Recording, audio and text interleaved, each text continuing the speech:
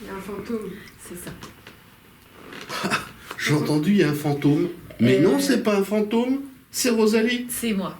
C'est Rosalie. Alors Rosalie, on est dans un cadre que tu connais bien. Je crois. Voilà, parce que je crois qu'il y a quelqu'un de ta famille qui dirige le théâtre qui s'appelle Théâtre Edgar. Je ne sais pas qui. Ça serait pas papa? Si, c'est possible. C'est possible. Ouais, c'est mon père. Donc, tu t'appelles Rosalie Ahmet. Logiquement, je suis Ahmet. Ah, voilà. Mais je suis Ahmet avec un T, pas deux. Ah, lui, il y en a deux? Oui, c'est son nom de scène. Et moi, mon nom de famille, c'est le nom de famille avec un seul T. Ah bah alors, tu fais bien de me le dire parce que comme ça, maintenant, ça va rentrer dans ma mémoire parce que j'en ai... Voilà. Franchement, moi, à partir du moment où j'appelle Luc et Oui, toi, bah je t'appelle oui, forcément. Rosalie, donc difficile de revenir à ça. Donc, on est dans le Théâtre Edgar. Et pourquoi? Je crois que tu es une des protagonistes d'une pièce que tu vas nous présenter. Voilà, c'est plus simple. Avec grand plaisir. Alors oui, je suis protagoniste dans cette pièce, je m'appelle Claire. Et en fait, je vais raconter l'histoire de mon prisme, du prisme de mon personnage. J'ai discuté sur un site de rencontre avec un monsieur que je trouve très beau et très intéressant. Et je décide de venir à Paris pour un concert avec mes amis. Et je me dis, pourquoi pas passer chez lui avant le concert, le midi, pour le rencontrer. Et il s'avère que cet ami que je viens rencontrer n'est pas le bon. Parce qu'en réalité, il a mis la photo de son meilleur ami sur le site de rencontre et il me fait rencontrer son meilleur ami au lieu de lui. Oui, ce qui donne quelques quiproquos, on va dire. Oui, beaucoup. Certains sont évidents et d'autres arrivent dans la pièce et on découvre d'autres choses que je ne dis pas pour que les gens aient envie de venir quand même. Bon, on peut quand même dire qu'on se marre un peu. Je crois que oui. J'ai l'impression, tous les soirs en tout cas, j'ai l'impression que c'est ce qui en sort. À chaque fois qu'on sort, les gens sont contents, ils ont rigolé, ils ont passé une bonne soirée. C'est le plus important. Et les deux autres protagonistes, le beau et le moins beau, on va dire. Faut bien, parce que tu en as traité un de beau. En fait, c'est parce qu'on en discute dans la pièce. Et finalement, on traite la question justement de est-ce qu'on doit juger quelqu'un à son physique, premièrement, et est-ce qu'on peut qualifier quelqu'un de beau ou pas beau. Donc on aborde le sujet dans la pièce. Je dis le beau parce que c'est comme ça qu'il est décrit dans la pièce. Après, les deux comédiens qui le jouent suffisamment bien pour qu'on ne sache plus qui est beau, qui est pas beau. Donc c'est assez rigolo. La mise en scène est ce qu'on appellera alerte. Oui, c'est vrai.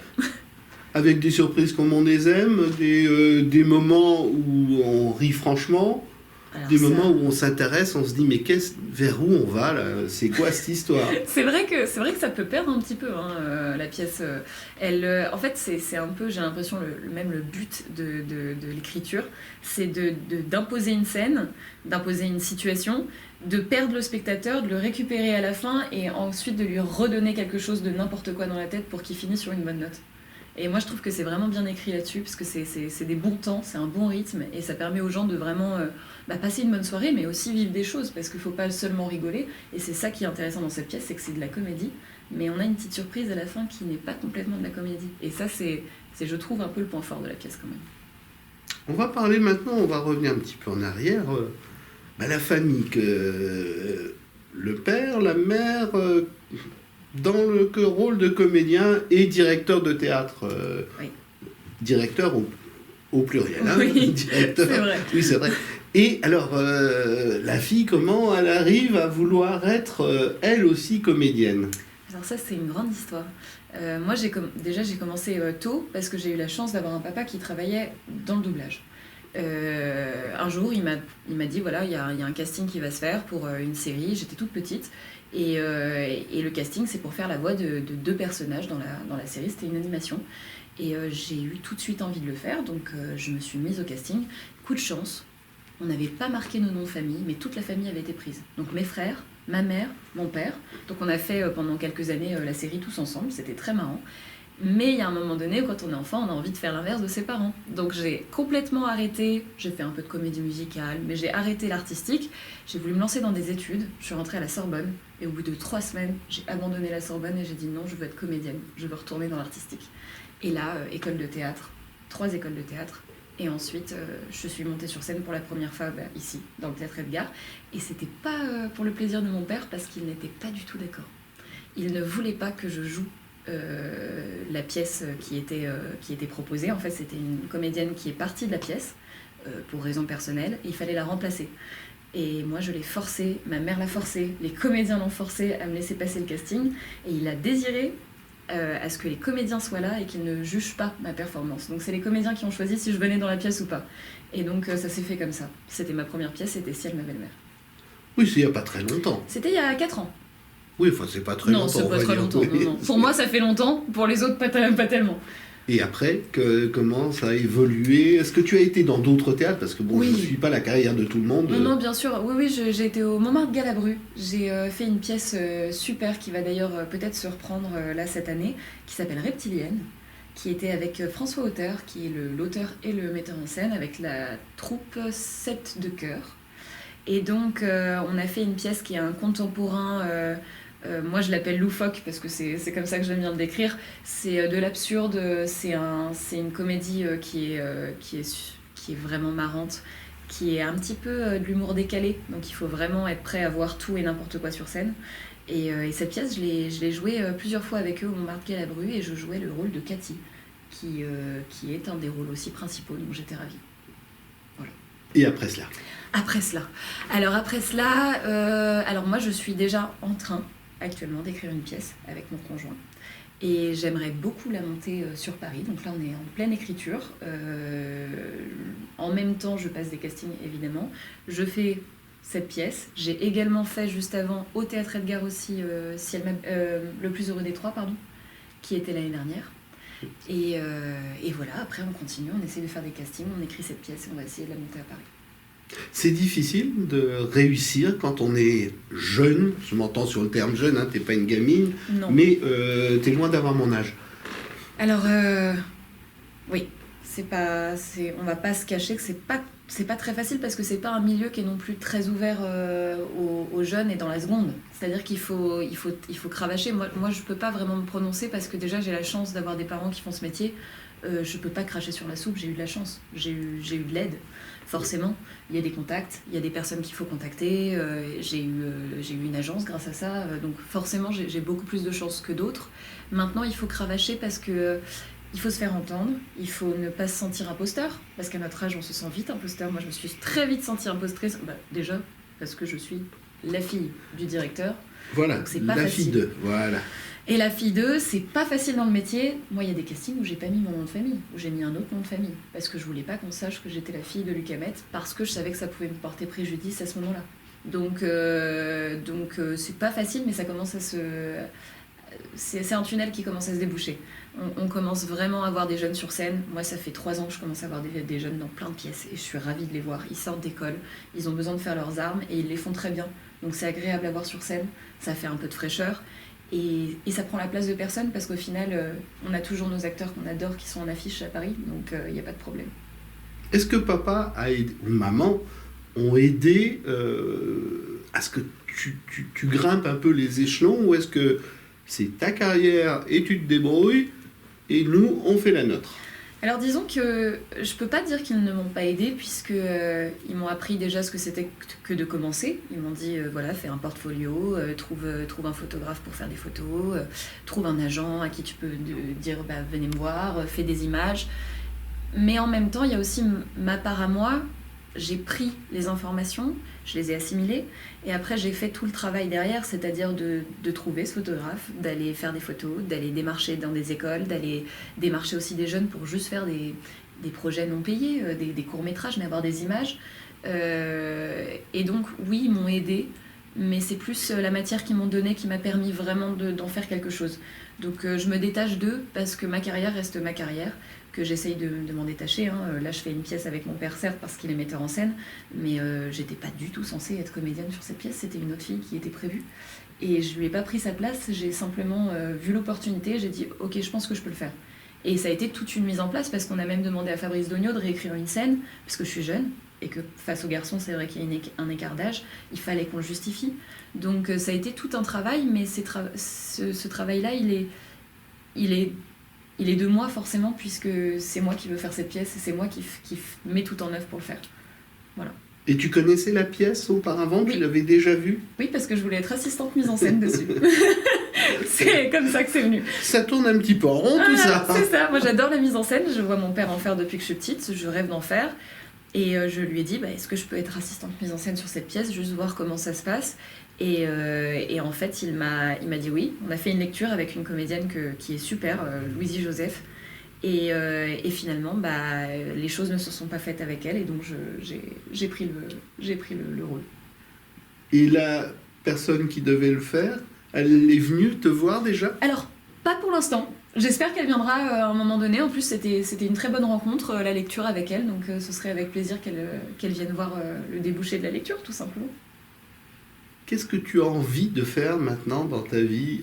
Je parle théâtre, cinéma ou d'autres choses, puisque pourquoi pas te mettre à l'écriture, à la mise en scène, enfin bon... Bien sûr. Alors c'est vrai que moi, l'écriture, c'est quelque chose que j'aimais pas du tout. J'avais très peur de faire de l'écriture parce que je ne sais pas mettre mes mots, je suis comédienne, j'interprète, et j'avais peur de mettre mes mots. Et mon conjoint, qui est auteur, m'a tout simplement dit, allez, on prend une feuille, on prend un stylo et puis on va en discuter. Et je pense que tu as un projet en tête qu'il faut faire. Donc on écrit notre première pièce ensemble. On est au tout début de l'écriture. À 4 mains? À 4 mains, exactement. Et 2 cerveaux, c'est important pour cette écriture-là. Et un ordinateur. Oh oui, et un tableau, j'ai tout. Donc l'écriture, moi j'aimerais la mettre en scène, ce serait vraiment un rêve. Maintenant j'aimerais faire d'autres mises en scène d'auteurs qui pourraient me proposer des choses. Je suis toute jeune donc ça arrivera peut-être pas tout de suite, mais en tout cas je fais tout pour que ça arrive. Et après cinéma, moi j'aimerais beaucoup faire du cinéma. Ça fait déjà 2 ans que je passe des castings, alors pas que cinéma, en télé aussi.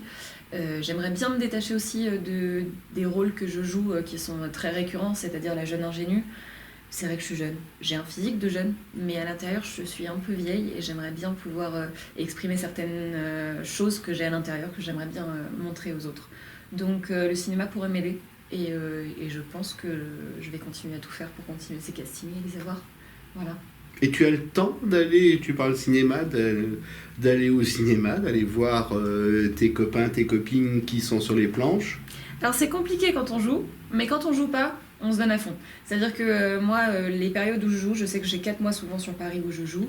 Les 4 mois, ça va être compliqué, je le dis aux uns et aux autres, sauf quand il y a une exception, il y a un ami qui joue et qu'il a que 2 semaines de jeu à Paris, donc je vais y aller.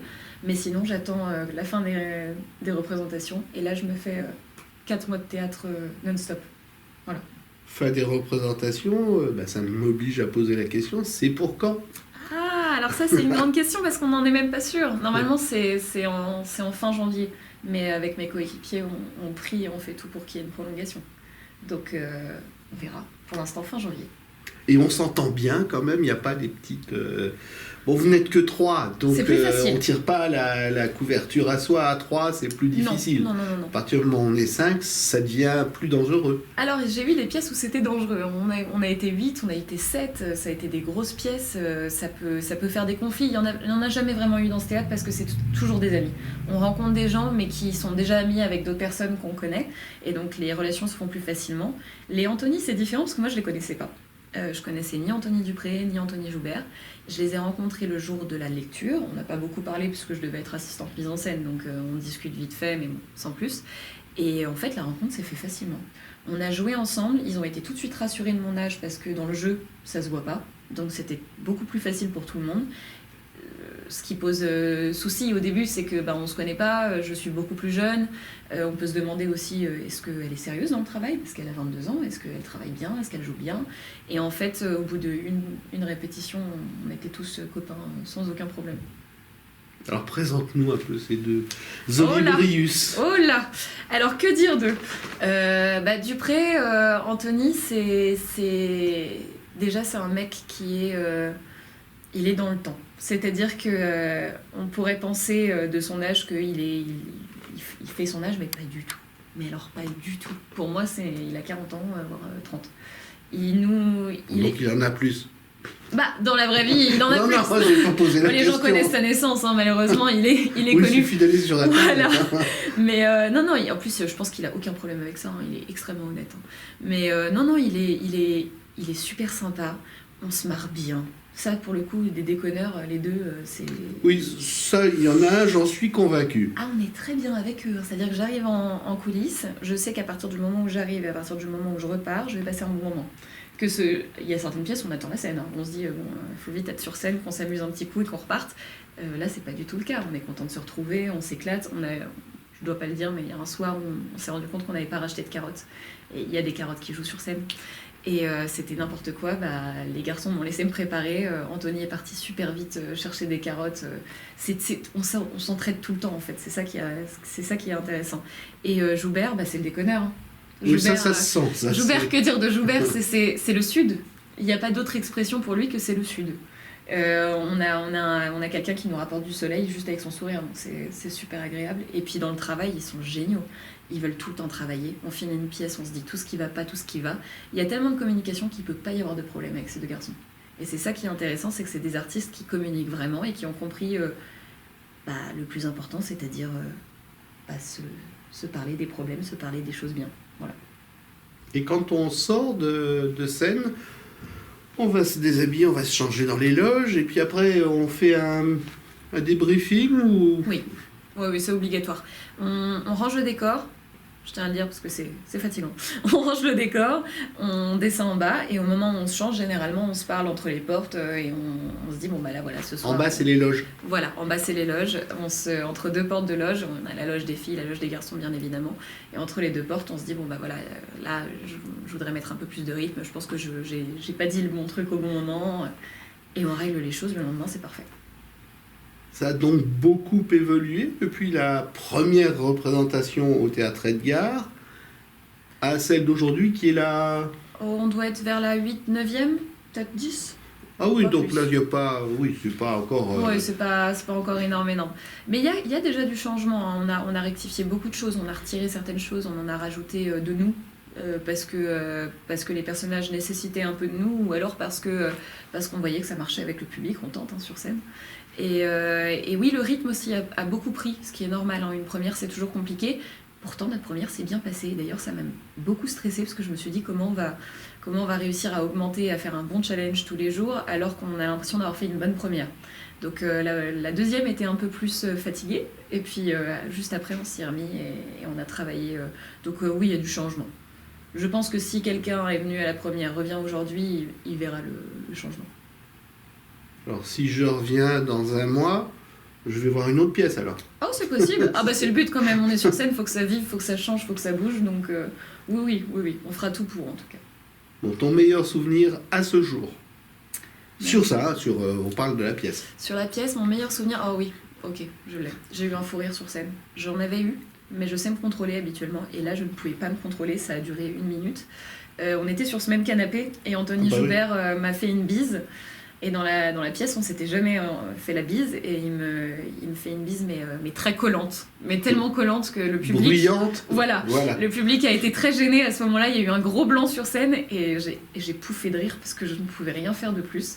Et en fait, j'ai emmené toute la salle avec moi, Anthony avec moi, l'autre Anthony aussi, et on était tous morts de rire pendant 1 minute. Et on a réussi à rattraper les choses, mais c'est dangereux le fou rire parce qu'on peut perdre le fil et on peut surtout gâcher un moment pour le public, donc je m'en suis un peu voulu, mais j'ai explosé de rire et franchement c'est un très bon souvenir parce que ça fait du bien de rire sur scène aussi.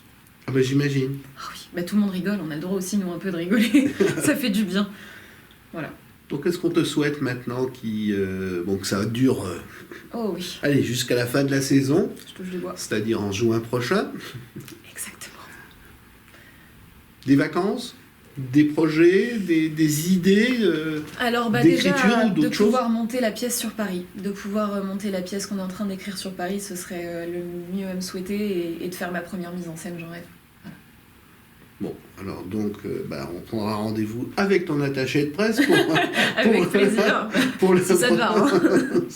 Oui, elle est là. Hein, on va pas se cacher. Elle est là, on peut pas ne pas la citer. Non, bien évidemment que non. Et merci beaucoup d'ailleurs, Charlotte. Voilà, on sait qu'elle s'appelle Charlotte maintenant, pour Oui. ceux qui ne savaient pas. Mais c'est important on de, va pas de la leur dire. citer. Voilà. C'est important. Donc, eh bien, je t'abandonne. Voilà. Mais y a pas de toute façon, il faut que je me prépare. À un moment donné, il faut que je monte sur scène. Oui, ah bon? Ah bah oui. Ah bah oui, parce qu'après, on Parce que on tu monte joues le dans une décor. pièce de théâtre. Oui, bah, Oh, on n'en a j'avais pas parlé. compris. Non, mais c'est vrai qu'il faut que je me prépare. Et Voilà. c'est long. Tu parles de longueur. La dernière question, c'est la pièce, elle dure combien de temps? Oh, c'est rapide, 1h15.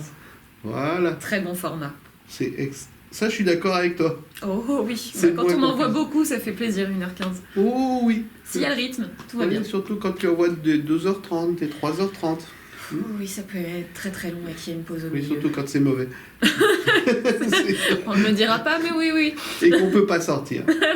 Oui, c'est vrai. C'est C'est vrai? vrai. Non, ici, vous avez le droit. Non. S'il y a le moindre problème, Oh non. si quelqu'un se sent mal. Ah, J'ai si eu- quelqu'un se sent mal, Ah ça oui, c'est autre oui, chose. Oui, non, c'est important. Nous, on en a eu, hein, ça nous est déjà arrivé. C'est important qu'ils puissent sortir. Oui, ça d'accord. Mais quand c'est les amis, c'est vrai que c'est difficile de sortir de la pièce. Bon, ben on va pas vous conseiller de sortir de la Non. pièce, on va vous conseiller d'y rentrer. Bah, surtout pour ce théâtre-là, je peux vous assurer que la pièce est bonne, donc il faut y rester.